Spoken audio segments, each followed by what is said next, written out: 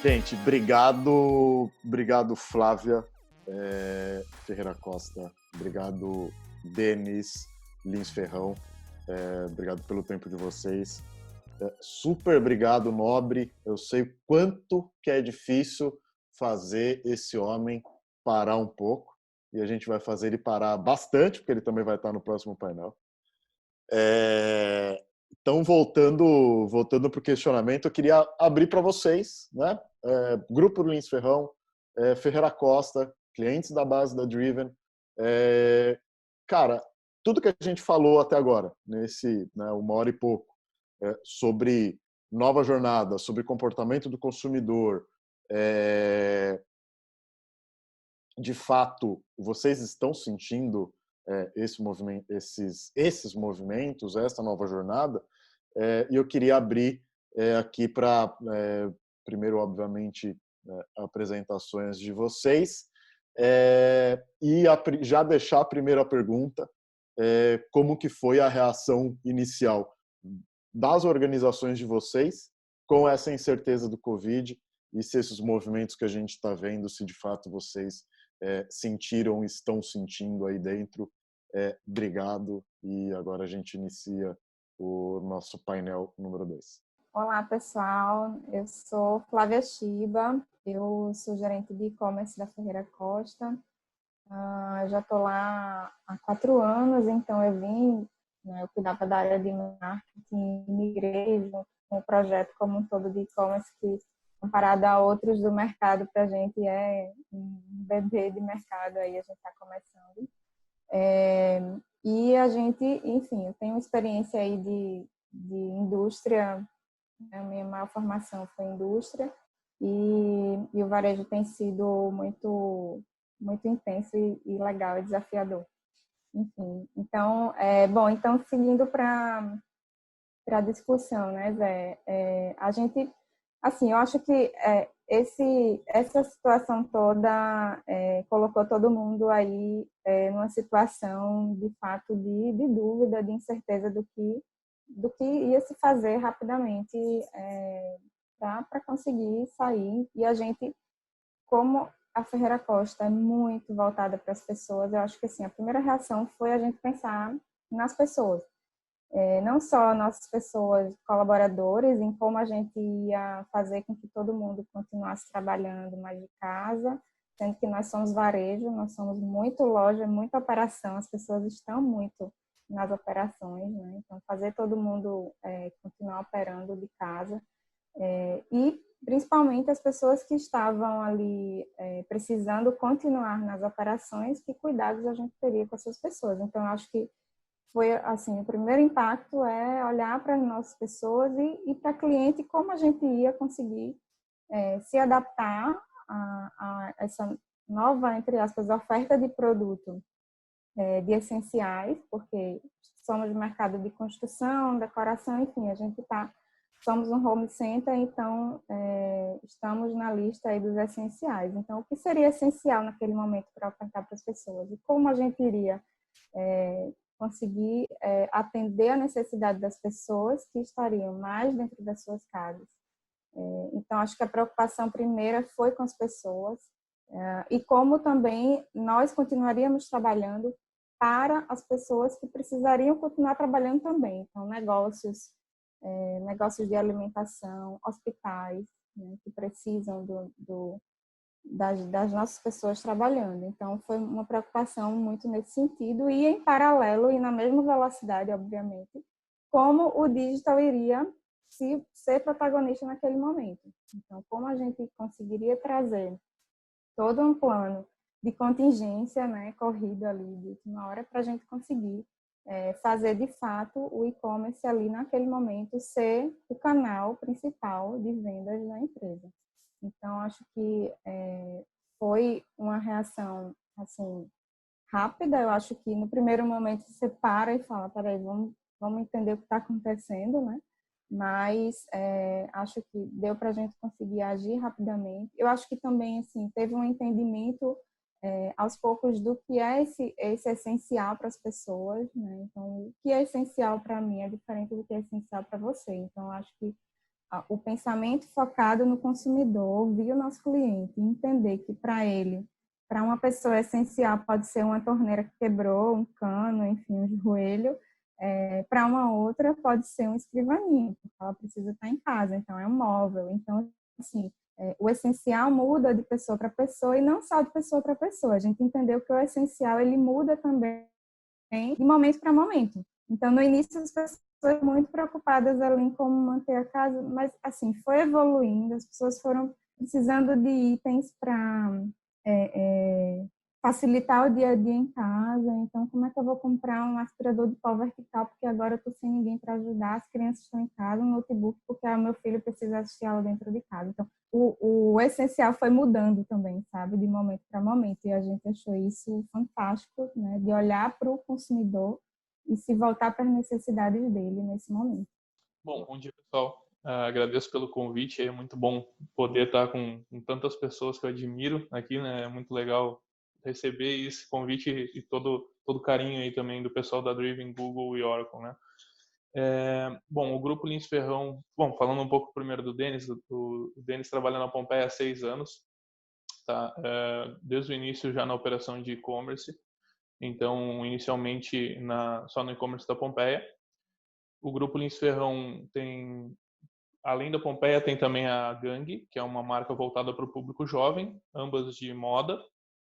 E a gente fez a integração do e-commerce, a migração, no caso do e-commerce, para junto da operação da Pompeia no início da pandemia. Então, para nós já foi uma loucura. Assim, a gente trouxe uma operação de outra cidade para dentro da operação da Pompeia, separando segmentando, na verdade, os ambientes também, né, os clientes e tudo.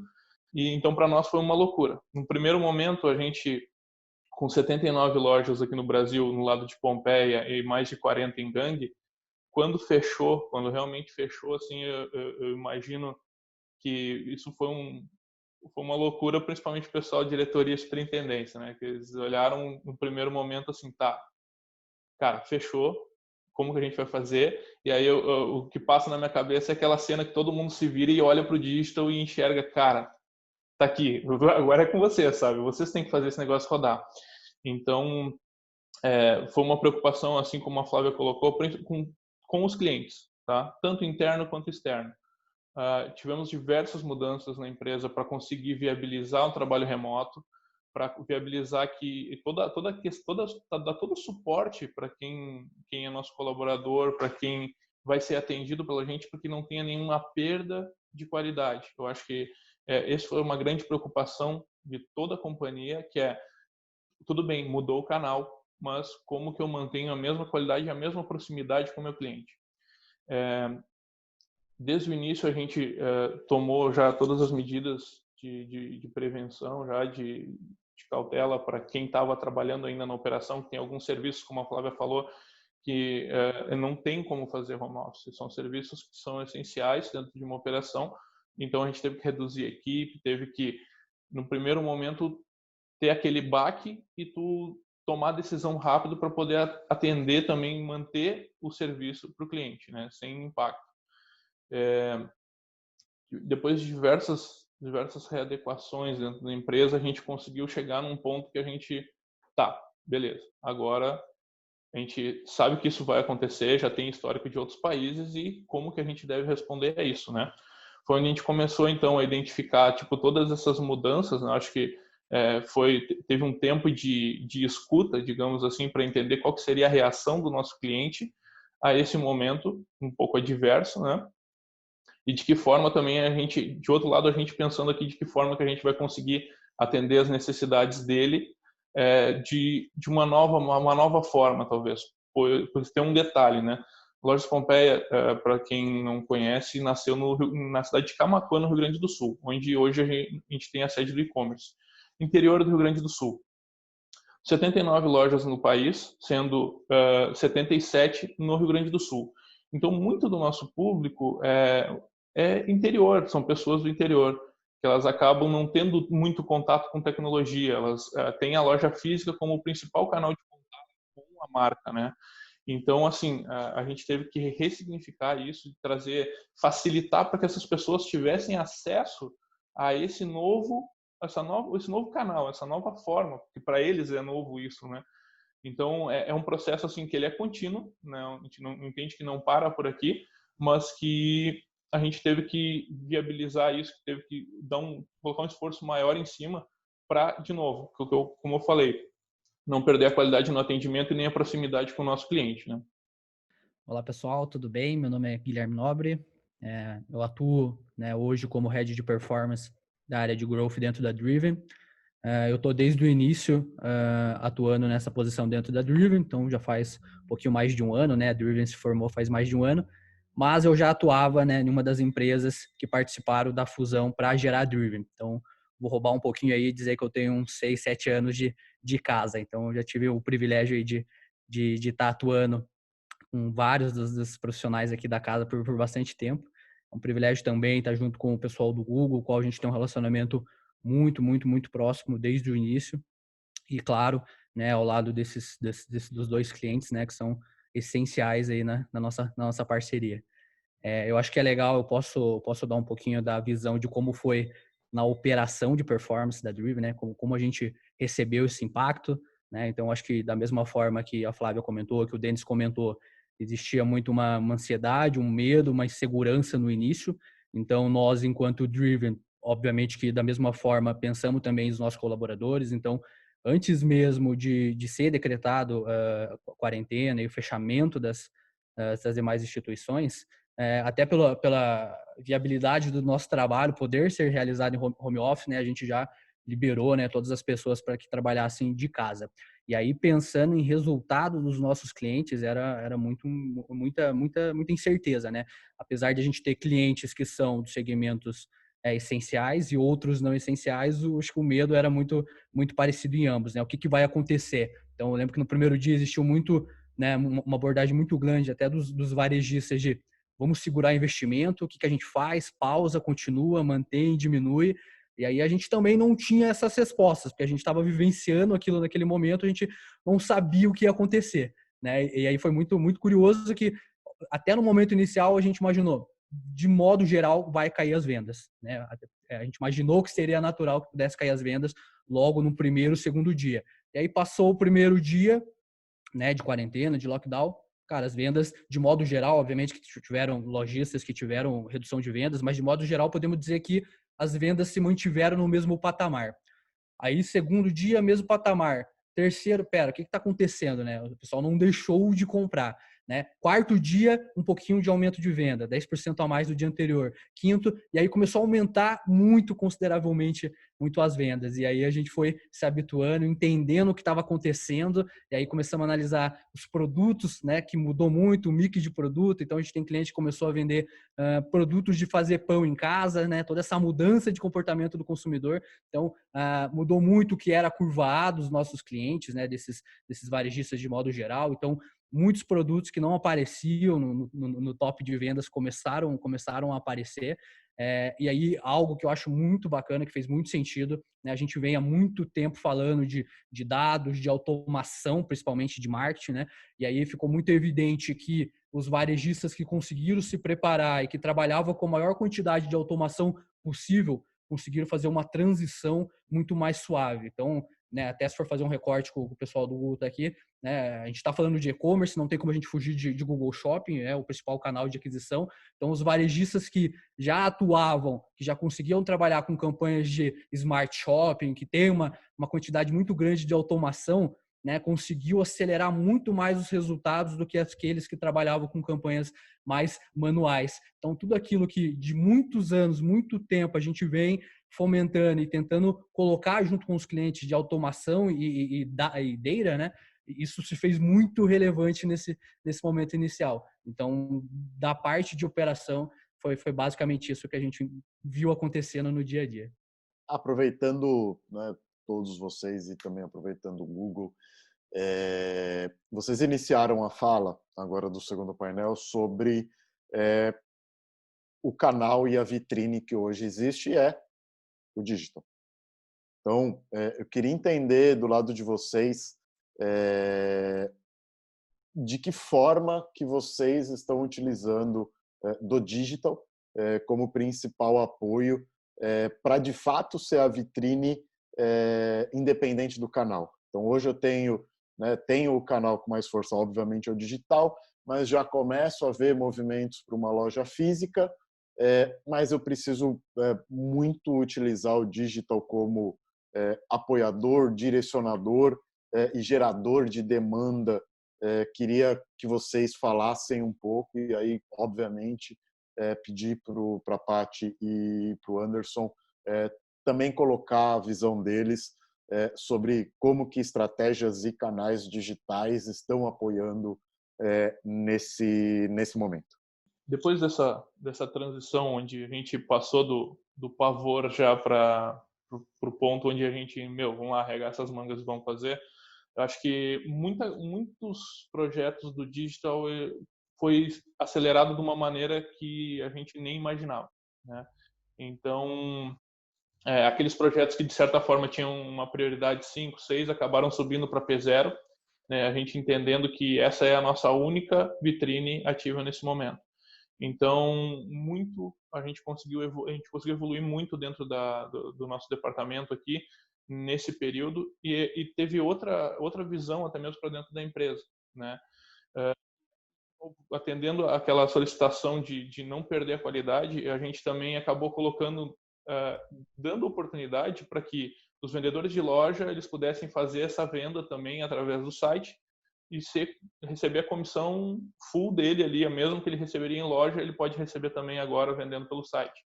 Então, para deixar aberto esse canal, né, eu acho que não é novidade, isso muitas marcas fizeram, mas a gente já tinha um processo assim dentro de loja para evitar ruptura, ou seja, quando não tinha o produto, o vendedor podia fazer essa venda, né? Só que a gente acabou expandindo isso e abrindo para que ele pudesse fazer essa venda de presencial, né? Além disso, diversas outras frentes que buscam digitalizar algumas coisas. Como eu falei para vocês, o nosso público 80% é do interior do estado. Então, assim, muitos têm aquela cultura ainda de ter o folheto da loja, de ter o encarte, de ter tudo isso. E a gente, de certa forma, está trazendo tudo isso para o digital de uma forma muito prática, para que o cliente possa consultar o produto dele ali, já possa fechar o pedido, se for o caso dele falar com o vendedor, que ele tem já um relacionamento, então manter essa proximidade e fazer com que não exista atrito. Independente do canal, se ele for na loja ou se a loja estiver fechada, ele vai poder consultar essa vitrine e também ter as suas necessidades atendidas, né? Esse foi um dos principais pontos assim que a gente entendeu que era de prioridade zero, realmente. A gente tinha que habilitar essa forma de dar essa ferramenta para o vendedor, e aí também vem todo o trabalho para aculturar esse vendedor, né? Porque não é simplesmente dar uma ferramenta, entregar uma ferramenta para o cara e ele atuar da forma que ele entende ali. Então, tem todo um trabalho que está sendo feito pela equipe de treinamento e desenvolvimento para justamente adequar esse atendimento, né? E dar todo o suporte necessário para que todo o investimento que está sendo feito lá em mídia, seja digital ou tradicional, possa ter o melhor retorno possível e esse cara atuando também como uma pessoa que vai garantir o sucesso de todo esse nosso esforço. É legal que, assim, para a gente acontece algo parecido também com o Denis, né?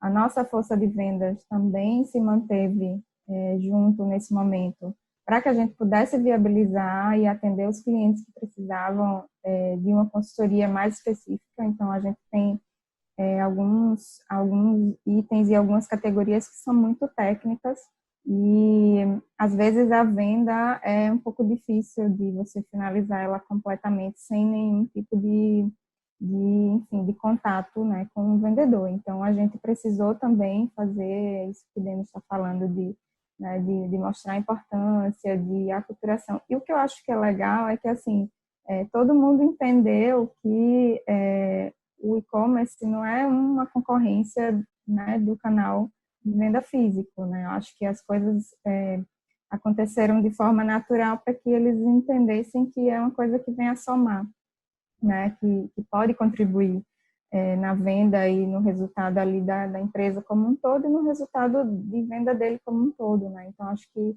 isso foi um ganho muito positivo e que eu acho que levaria um bom tempo se fosse fazer sem Covid, né? Acho que o Covid ajudou a gente a acelerar alguns processos e amadurecer muito, né, equipes e pessoas sobre os processos digitais dentro da empresa.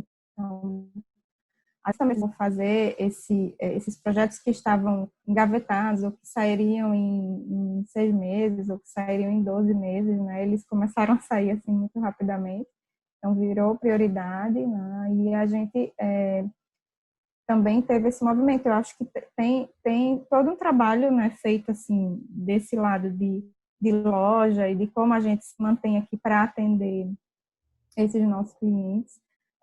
E, ao mesmo tempo, como a gente faz toda essa estratégia por trás da máquina rodar aí, que o Gui falou, assim, né, de como a gente faz com que também o shopping, o Google Shopping, né, entregue o que o consumidor precisa naquele momento, né? Então, eu acho que as estratégias digitais, nesse momento, se voltaram muito para a gente conseguir ofertar para o consumidor o que ele estava precisando no momento. Então, acho que a mídia, e no fim das contas, a mídia Google para a gente é muito importante, né? E eu acho que o pago, no fim das contas, ele faz esse movimento de entregar o que o consumidor realmente precisa naquele momento ali que ele está buscando por um produto. E como a gente tem essa venda para alguns itens que são muito técnicos, ele acaba tendo que realmente buscar pelo produto, ou pelo conteúdo, ou por alguma especificação, e aí ele acaba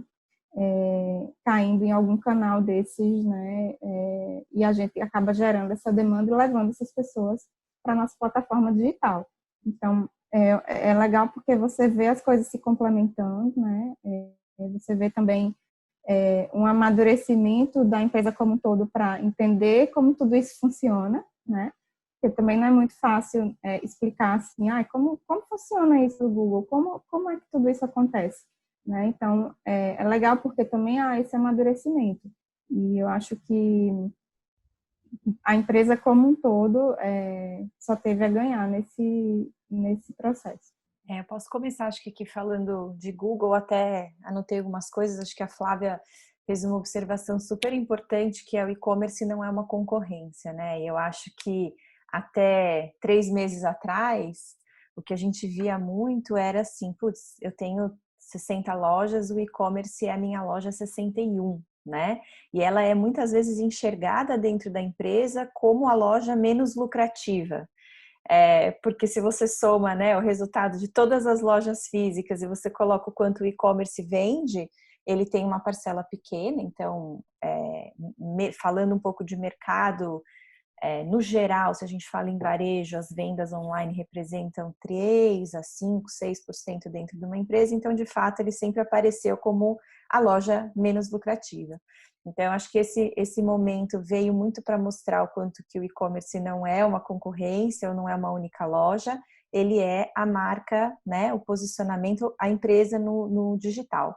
Então, eu acho que isso fez aí acender umas luzes dentro de muitas empresas que enxergavam o e-commerce desse jeito, e aí passa a ver que de fato não, né? Ele é o nosso meio de venda online.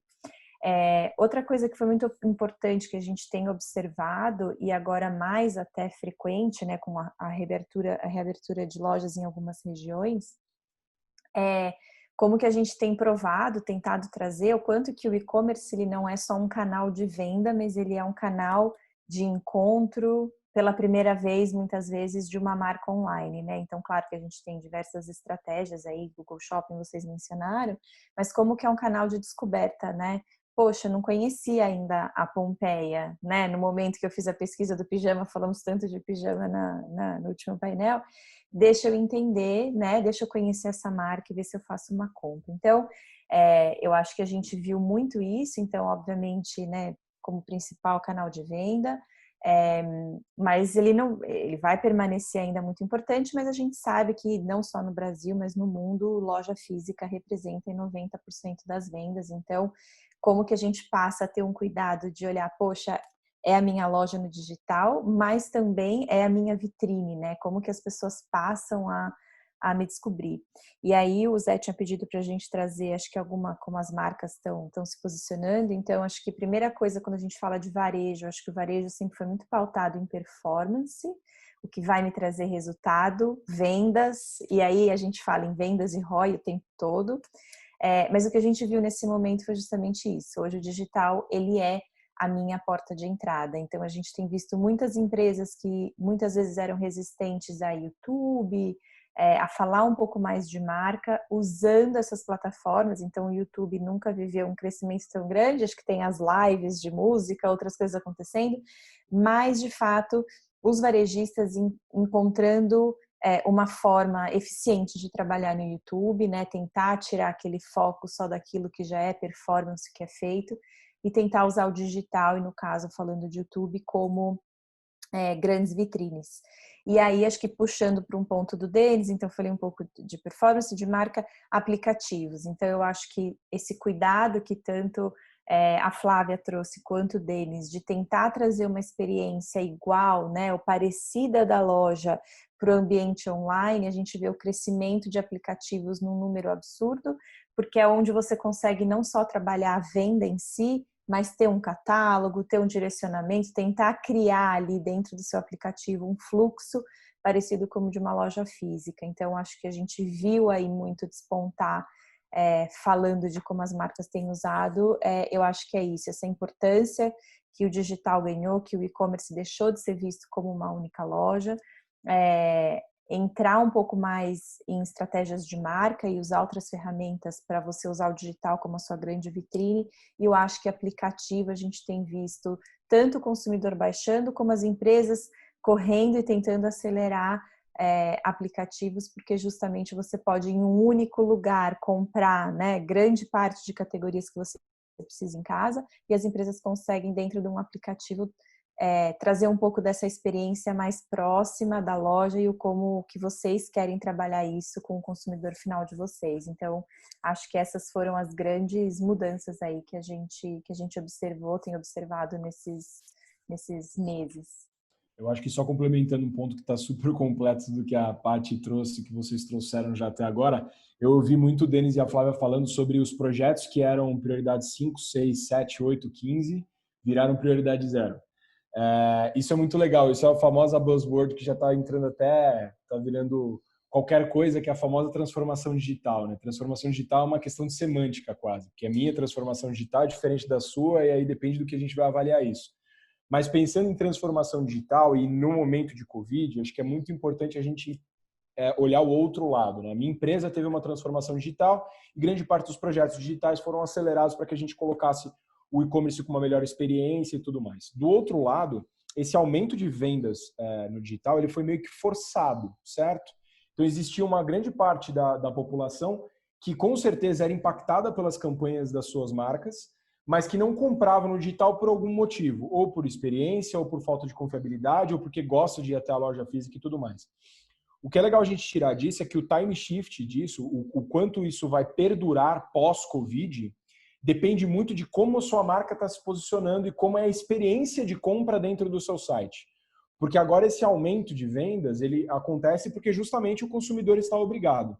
Se ele tem uma boa experiência no teu site, se ele tem uma boa compra, se chega no prazo certo, se ele consegue, se ele recebe de repente até um brinde junto com essa venda falando sobre estamos com você, coisas do tipo, coisas muito simples, ele tende a realmente se tornar um digital shopper, mesmo pós-Covid, né? Então, acho que a transformação digital ela não é só da empresa, ela é do outro lado, e para que a gente mantenha toda essa compra no digital, parte muito das empresas em ter essa experiência 100% na hora da venda. Eu queria aproveitar, principalmente Denis e Flávia, para puxar o que eu entendo que é o resultado de tudo isso que a gente falou. Então, a gente começa a levar o investimento de mídia, né, para geração de demanda, saindo do ambiente mais tradicional, indo para o ambiente digital. É basicamente minha única vitrine, minha única fonte de fato, fazer a compra. Mas isso tem vários pontos a pensar. Frete, logística, mix de produto, política de preço, de fato usar o e-commerce como ferramenta, né, e parar com isso que a gente ouve bastante no mercado sobre conflitos de canal. Queria entender como que vocês se prepararam para esses impactos, né, impactos mais operacionais, e o que vocês vêm fazendo e como que vocês imaginam que isso será de legado, né? Imagino que passando por esse movimento, a maturidade de cada uma dessas coisas ela foi acelerada, completamente acelerada. Queria entender um pouco da visão de vocês nesse lado mais operacional. Cara, bom, Zé, eu acho uma pergunta bem complexa, mas é legal da gente discutir, porque tem uma coisa que não sai da minha cabeça, que é agora, a partir de agora, qualquer planejamento que a gente for fazer, eu aposto que vai ter alguém dizendo, e se tiver uma pandemia? O cara vai ter que tentar minimizar todos esses impactos. Então, assim, a gente, por estar com o nosso CD localizado no extremo sul do Brasil, bem dizer, acaba que a gente teve que ir em busca de outras alternativas logísticas, né? Então, eu sei que tem muito pequeno que começa ficando refém de um ou outro transportador, então a gente teve que achar alternativas, né, para isso. Hoje a gente está atuando já com 7 transportadoras parceiras, então já entendendo qual que é o comportamento de cada uma delas em cada região do nosso país, para que a gente consiga de novo, atender da melhor forma possível, né? Então, logística foi o principal ponto. Na questão da operação, da parte de picking, packing, faturamento e tudo mais, a gente teve que dobrar a equipe, tá? Então, a gente teve que dobrar a força que hoje cuida tão bem dos nossos produtos, recebe, entrega, manda um mimo para o cliente. Então, a gente teve que dobrar essa equipe, assim como a equipe do saque, né? Afinal, o ponto de contato que o cara tinha na loja, agora ele tem aqui com o virtual. Então, dobrou, triplicou a quantidade de chat, e-mail e telefonema, né? Sendo a única vitrine. E também o fato de que, como eu comentei, como eu iniciei agora essa pergunta, essa resposta. E agora a gente leva em consideração sempre, e se acontecer alguma coisa nesse mesmo sentido? Como que a gente vai reagir? O que a gente já pode levar em consideração para ter como precaução, para tentar antecipar esse cenário, né? Então, acho que isso vai ser uma pergunta que vai ficar muito tempo na cabeça de todos os gestores, acredito. É um ponto extremamente importante a ser considerado, né? E também se questionar que não é aquela coisa, eu não estou sempre no domínio, né? Eu não posso ficar confortável. Porque sempre chega um ponto que a gente tem que se reinventar, né? Eu acho que essa é a palavra da pandemia, é a reinvenção, é o fato de como que eu consigo atender aquilo que eu já tinha, só que de uma forma completamente diferente, né? No início da pandemia, a gente, como o Gui tinha falado, a gente observando toda aquela resposta do mercado de clientes, e a gente vendo principalmente o tráfego orgânico e direto crescendo, e a gente começou a se perguntar, tá, mas peraí, cara, então, se quem já é nosso cliente está fazendo isso, vamos ver o que a gente pode fazer para adquirir mais.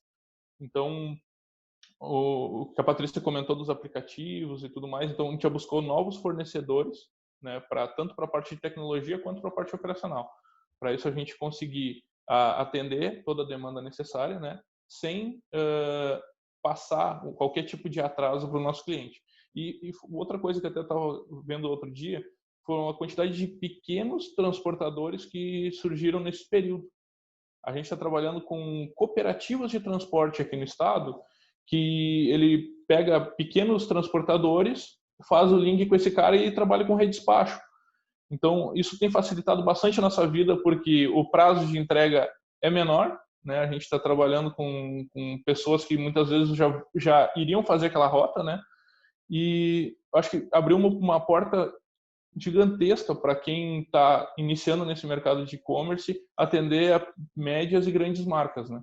Então, é um cenário realmente de uma oportunidade enorme para esses pequenos também entrarem aí.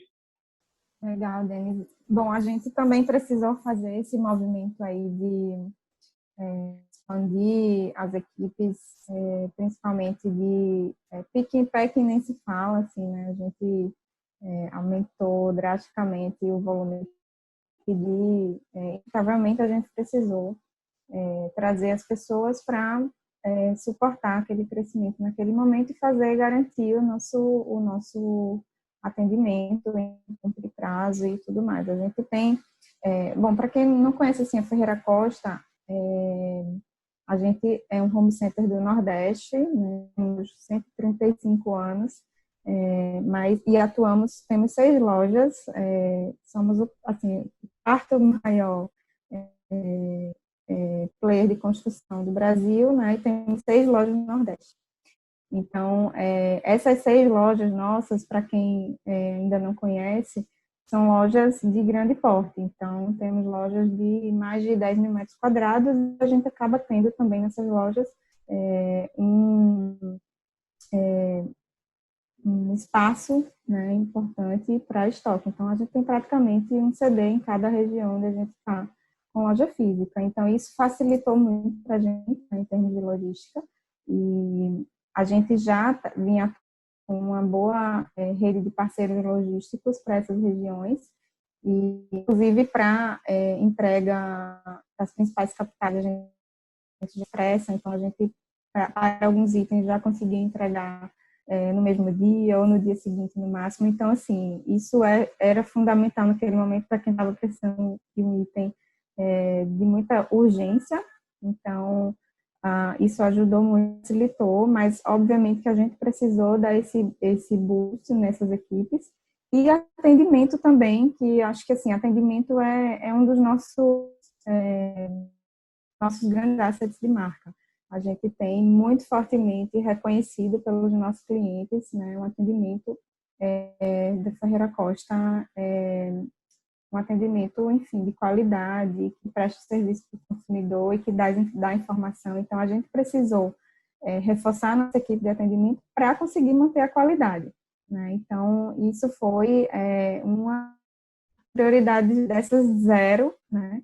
A gente, foi legal que a gente estava estruturado em termos de software, de equipe mesmo. Então, a gente precisou basicamente trazer mais pessoas e treinar essas pessoas. Então, foi, entre aspas, tranquilo. Eu acho que ninguém ficou 100% tranquilo durante esse período, né? Assim, foi um período bem carregado de emoções e de coisas para todo mundo. Então, eu acho que foi legal esse movimento, e eu acho que vem atendendo, a gente continua, né, trabalhando dessa forma. Nossas lojas reabriram, assim, tem só uma loja tem 2 lojas que ainda estão, né, parcialmente fechadas, mas a gente continuou operando com retiro em loja. Então, como também nossas lojas são muito centrais dentro das cidades onde a gente atua, o retiro também continuou sendo, para nossa surpresa, algo muito buscado pelos clientes. Então, as pessoas a entrega, obviamente, cresceu nesse período, né? Mas a gente ainda, muitas pessoas indo retirar na loja, porque precisava daquilo com urgência, enfim. Então, a gente viu esse movimento, e esse cuidado também ali no momento da retirada do produto precisou ser reforçado para que a gente pudesse garantir a máxima segurança para o cliente, e medidas de higienização, de limpeza, de cuidados com todo, né, equipamento, não só para o cliente, mas também para o nosso colaborador.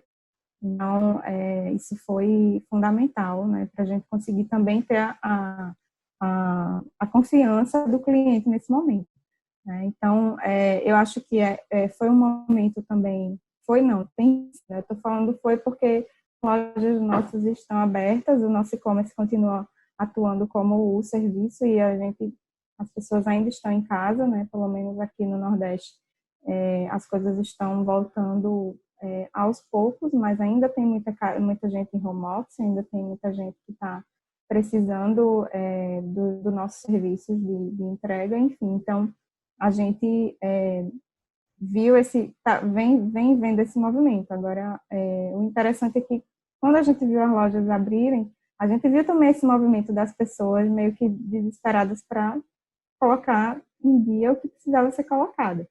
né? Então, acho que aí continua se reforçando o papel da vitrine, do e-commerce como vitrine, né? Eu acho que o que a gente tem que pensar é que a gente é uma marca única e a gente é uma coisa só. Então, independente se ele vai fechar no digital ou não, no digital ou na loja física, ele vai passar pelo digital, inevitavelmente, né? Então, isso é bacana. E isso é a oportunidade, é o ponto de contato, é o ponto de experiência que a gente vai ter naquele momento ali com esse cliente. Flávia, você falou uma palavra da sua fala, acho que é a coisa que está a maior antítese do nobre, que é tranquilo. Gui, eu queria que você trouxesse um pouco, né, falando da questão da operação. Então, a gente, para quem não conhece, a Driven ela tem um time de growth, um time de performance bem grande. É um dos maiores times dentro da empresa. Das 3 empresas que originalmente trouxeram a Driven para o mercado, né, a Bluefoot, ela é uma das principais empresas de performance do Brasil. E assim, uma coisa que eu quero entender: todos vocês têm uma baita experiência, nenhum de vocês estavam prontos, obviamente, para uma pandemia, muito menos de um dia para o outro pivotar, mudar, modificar a estratégia de vocês, de planejamento de BI, de SEO, de tudo para outros canais. Então, tem uma estratégia que eu levo o cara para uma landing page para ele conhecer, para levar ele para a loja, para levar ele para o físico, direto. Ele queria entender como que foi essa maluquice de uma hora para outra. Legal, legal. Eu acho que o que pegou de início foi essa insegurança, né? Então, tanto, obviamente, dos clientes quanto de nós mesmos, né? Como controlando todas essas estratégias, esses investimentos. E assim, né, eu tinha comentado a questão de automação, a questão de dados. A gente teve que mudar, pivotar muita coisa. Então, tínhamos clientes com bastante foco em lojas físicas. Grande parte dos nossos clientes trabalham com lojas físicas, né? Os 2 exemplos que a gente está falando aqui de Ferreira Costa e Lins Ferrão tem uma quantidade muito grande de lojas físicas e, de modo geral, existia uma parcela relativamente alta de investimento, de estratégias, de esforços para levar direcionamento para as lojas físicas. Isso, obviamente, que no primeiro momento teve que ser pausado, teve que ser realocado para outros formatos. Então, a gente teve que muito rapidamente tirar o foco dessa geração de tráfego em loja física, né, se preocupar mesmo em realocar toda, né, a partir do momento que a gente entendeu que a venda não ia cair, ela ia se manter no mesmo patamar, não, ela ia aumentar, né, para onde que a gente direcionou. Então, a gente, o grande trabalho foi redirecionamento dos esforços. Então, tirar tudo que estava sendo alocado em loja física e trazer todo esse esforço absolutamente para o digital, absolutamente para o e-commerce dos nossos clientes, tá? Então, o esforço foi muito mais nesse sentido. Teve muitos casos, né? A gente tem nível, o próprio foi comentado muito da transformação digital. A gente tem clientes em vários níveis da transformação digital. Existem clientes que estão mais incipientes e clientes que estão mais avançados.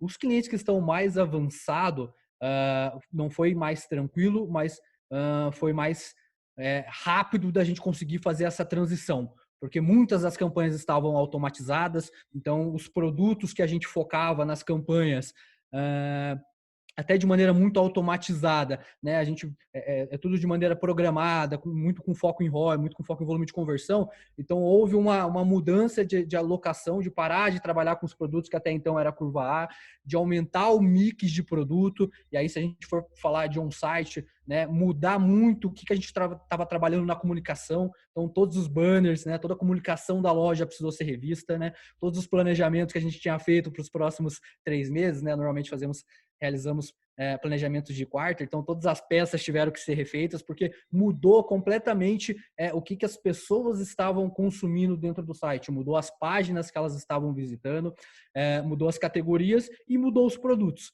Então, nesse sentido, a gente teve um trabalho muito mais de comunicação e de direcionamento, de conseguir mudar e pivotar muito rápido aonde a gente estava direcionando. Mas teve muitos casos que isso a gente conseguiu fazer de maneira muito, muito, muito rápida. E aí começou a acontecer um movimento de, né, obviamente, dos clientes retirarem, né, a partir do momento que eles estão diminuindo o investimento de ações físicas, obviamente, esse investimento começar a ser aplicado no ambiente do digital. E aí a gente ter crescimentos, assim, não de dobrar o faturamento, mas de aumentar em 3, 4, 5 vezes o faturamento do digital, né? Então foi um pouco isso que aconteceu. Queria puxar um pouco Paty e Anderson. Bom, vocês estão no Google, né? 99,9% do trabalho de vocês com certeza pode ser online, mas com certeza vocês foram impactados de alguma forma, né? Falando institucionalmente, até, né, esse evento que todo mundo está vendo, na verdade, ele foi pensado antes de pandemia, era para ser um evento físico e a gente quebrou a cabeça de como ter um modelo que fosse interessante para o digital. Queria pegar de vocês dois, a vitrine é digital, agora o trabalho é digital, a gente não sabe quando que a gente vai voltar para o escritório. Se a gente fosse pensar, né, o que de fato impactou vocês no dia a dia do trabalho, eu queria fazer um exercício mais de futurismo.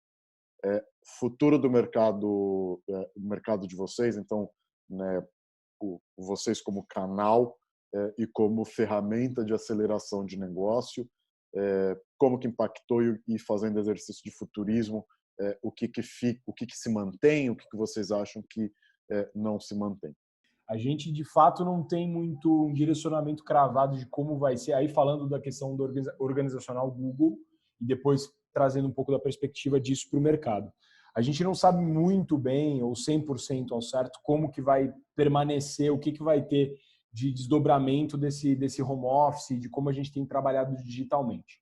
O que a gente tem observado, assim, aí falando até em experiência própria, e falando um pouco de como o mercado tem atuado, é que tem um lado um pouco mais problemático de você ter que conseguir gerir a sua casa enquanto você está trabalhando. Então, um espaço, se você tem filhos, se você não tem, isso gera até uma questão de saúde mental para que você consiga equilibrar tudo. E, por um outro lado, pensando no lado positivo, o mercado tem respondido muito bem a mercado que a gente está falando de publicidade como um todo, né? Tem respondido muito bem a esses estímulos. Então, reuniões que eram feitas têm se tornado e-mails, o que faz com que ganhe muita agilidade em muitos processos. Você não precisa ficar travado em, de repente, uma aprovação muito extensa dentro da empresa, porque você nem tem tempo, nem disponibilidade para isso. Então, acaba que até a produtividade aumenta, né? Tanto em termos de negociações, quanto em termos simples de reuniões comerciais ou reuniões internas. Então, de maneira geral, a produtividade aumenta. E pensando nisso no ponto de vista de agência, clientes e Google como um dos principais players daí, eu acho que tanto em termos de consumo, de divisão de conteúdo com o mercado, a questão das lives ganhou uma agilidade muito grande. Acho que o que a gente está fazendo aqui, o Google, por exemplo, está com uma agenda de lives para falar com o mercado sobre verticais muito extensa, muito ampla, e isso ganha muita agilidade. E não só o Google, né? Acho que outros players também têm feito a mesma coisa. E aí, pegando um player, por exemplo, offline, como a Globo, que tem feito iniciativas totalmente digitais, né? Até a própria maneira de negociar com o mercado tem mudado. Acho que o Sim Globo, que saiu há 2, 3 semanas, que é de criarem criativos digitalmente para que você veicule no offline, é uma iniciativa digital. A questão da o approach de mercado, de não ser mais uma divisão entre Pay TV, TV, Globo.com, digital, não. Na verdade, você resolve a questão do cliente numa só mensagem. Enfim, acho que são alguns dos exemplos de players aí do mercado e como que a gente tem trabalhado digitalmente. Mas, sinceramente, uma resposta se a gente volta para o escritório 100% ou não temos. A gente acredita que vai ser um misto disso.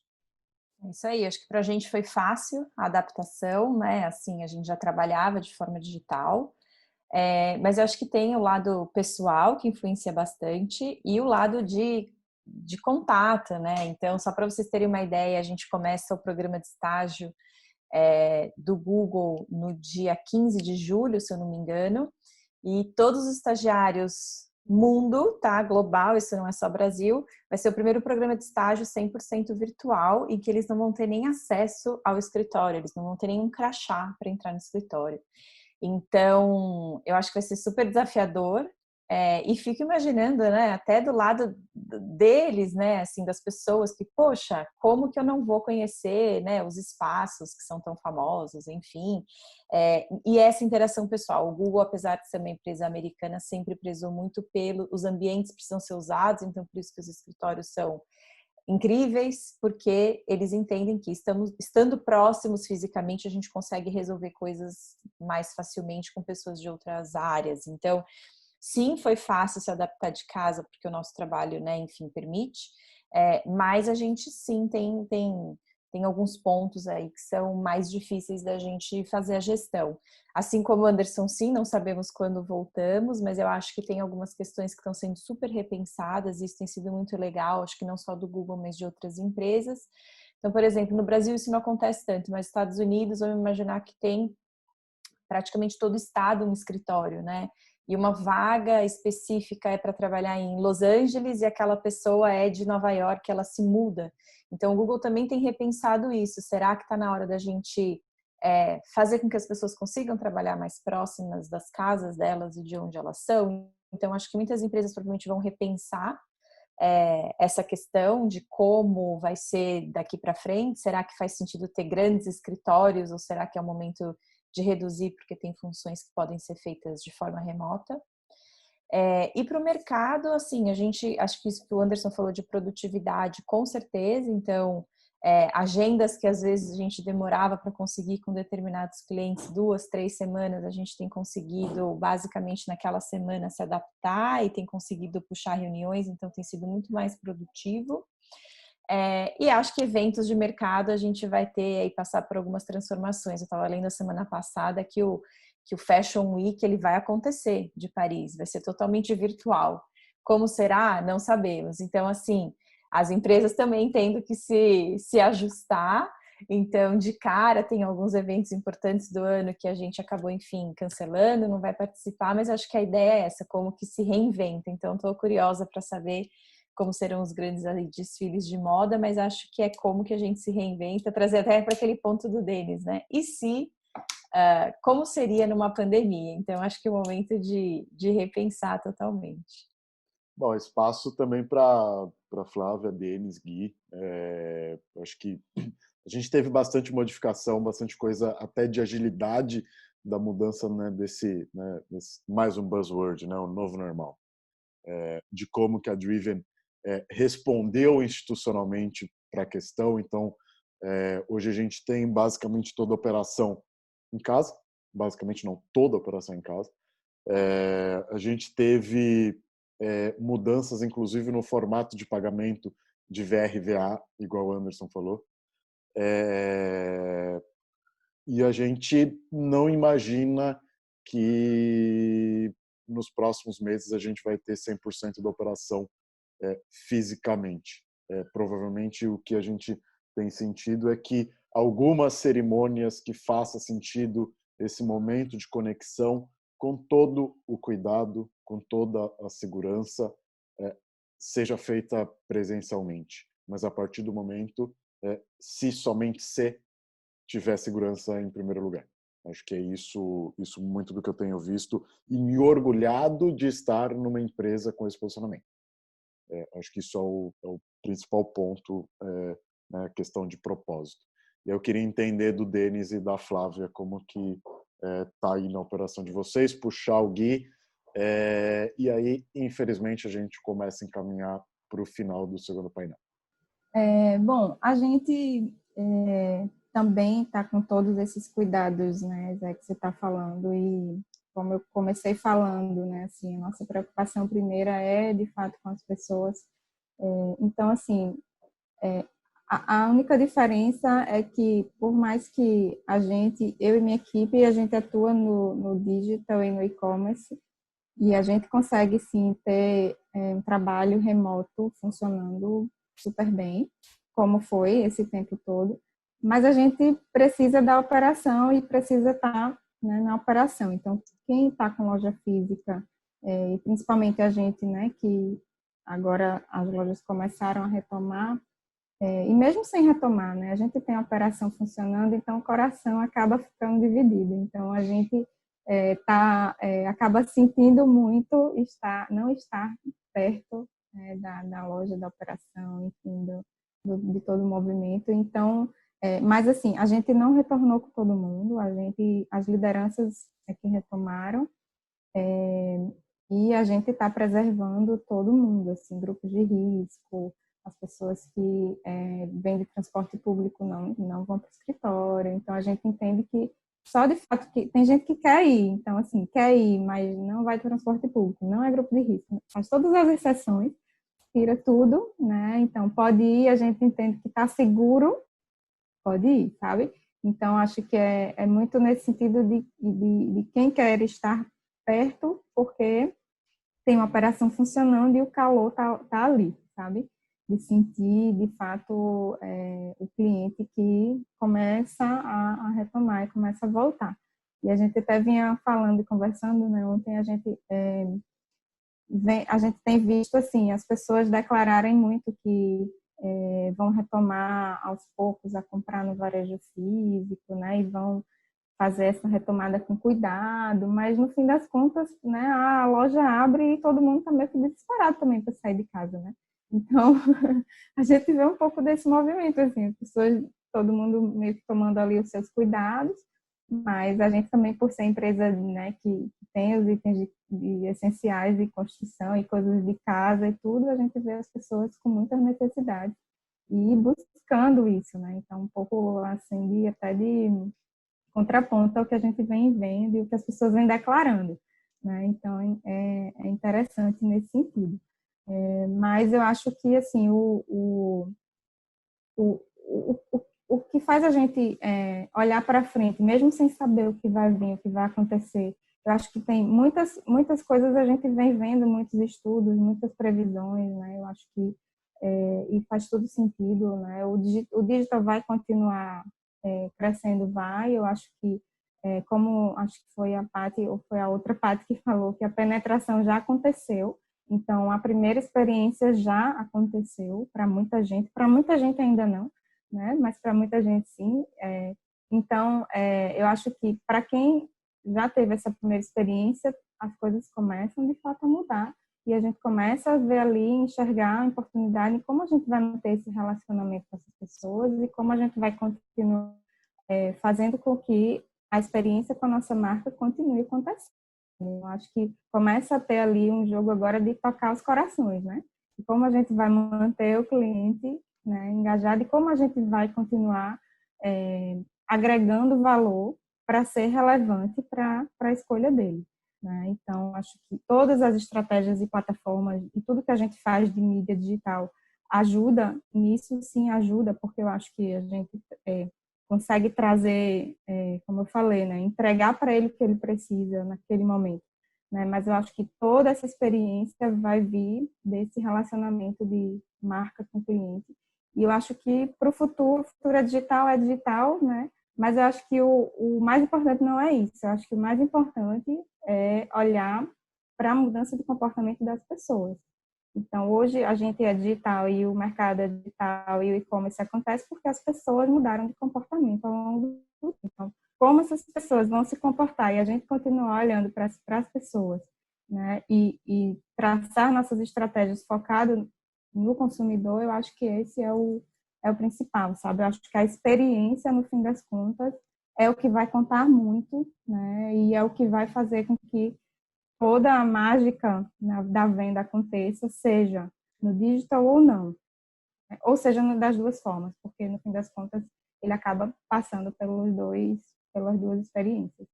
Eu acho que a questão relacionada ao futuro, o que vai ser o futuro, vai depender única e exclusivamente das experiências que as marcas vão proporcionar agora. Eu acho que seria a síntese do negócio. eu só vou ter o meu cliente digital comigo se eu proporcionar uma experiência legal para ele. Não adianta nada eu tratar ele bem, eu dar cupom de desconto, sendo que a experiência quando ele está comigo não é tão legal. Então, assim, eu acho que esse momento fez com que todas as marcas começassem a repensar seus processos, repensar a forma com que estava tratando o cliente, com que estava lidando com o cliente e o que estava deixando de oportunidade para trás. Né? Porque a gente está num momento que a gente começa a enxergar, cara, quanta possibilidade eu ainda tinha para chegar nesse cara, como que eu poderia tratar com ele. Muitas vezes, qual que era o investimento que parecia ser um investimento alto que eu teria para dar o benefício para alguém, só que agora ele já não é mais alto, porque acaba sendo minha alternativa, a alternativa que eu tenho agora nesse momento. Então, acho que assim, tudo vai caminhar de acordo com a experiência que a gente proporcionar para esses clientes. Eu digo a gente e todos os varejistas do nosso país. Tá? E com relação à mudança de comportamento também no nosso cliente interno, a Pompeia, ela faz todo ano o Pompeia Fashion Weekend. Eu vi que a Patrícia tocou no assunto do Fashion Weekend ali, de ser virtual e tudo mais. E todo ano, na loja de Porto Alegre, do Centro Histórico, acontece um evento onde sempre tem um famoso junto, tem papo relacionado com moda, tem muito conteúdo nisso. E, cara, enche a loja, enche a loja. E aí a gente, nesse ano, revisando isso, como que a gente vai fazer num período desse? Então, assim, existe todo o projeto para que isso também não deixe de acontecer. Eu acho que as marcas vão ter que, sim, se conscientizar que essas experiências elas vão ter que mudar de ambiente, mas elas não podem deixar de acontecer. Eu imagino, como a Patrícia colocou, cara, se eu estivesse entrando no Google, daí eu olhei o filme Estagiários, eu queria passar por tudo aquilo, e de repente, cara, eu vou ter que ficar em casa assistindo alguma coisa, sabe? Tipo, então, assim, é um momento de se reinventar e que as marcas vão ter que dar muito valor para isso. Não deixar que essas experiências morram pelo fato de não poder acontecer de forma física, de eu não poder estar ali presente, mas que eu possa viver isso de uma forma digital.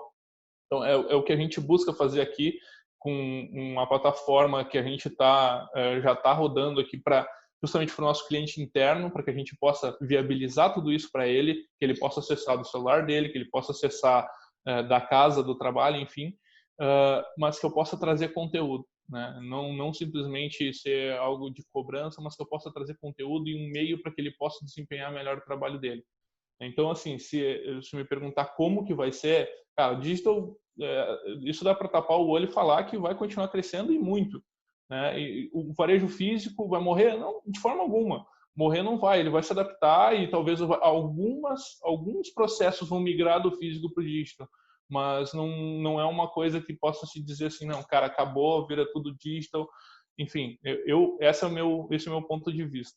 Eu queria até, para a gente encerrar, que já está passando um pouquinho do horário, mas eu queria trazer também uma provocação, acho que cabe bastante aí para nós como fornecedores e parceiros e para os varejistas principalmente. Né? Eu acho que a Flávia comentou muito de tudo que a gente está ativando, fazendo de ativação no digital, está muito relacionado com o comportamento do consumidor ter mudado. O Anderson também falou muito sobre a transformação digital, né? Mas muito no sentido de foi uma transformação digital forçada, né? Forçou os varejistas e os fornecedores a passarem por isso. E por isso essa aceleração e por isso essa quantidade de ativações que a gente conseguiu fazer em 3 meses, que a gente levou muitos anos para conseguir fazer. O que dá para perceber, aí discutindo aqui internamente com o time, a gente viu que muitas das ativações, a grande maioria delas, tem coisas inovadoras, coisas interessantes, mas são muitas coisas que já poderiam ter sido ativado antes. Né?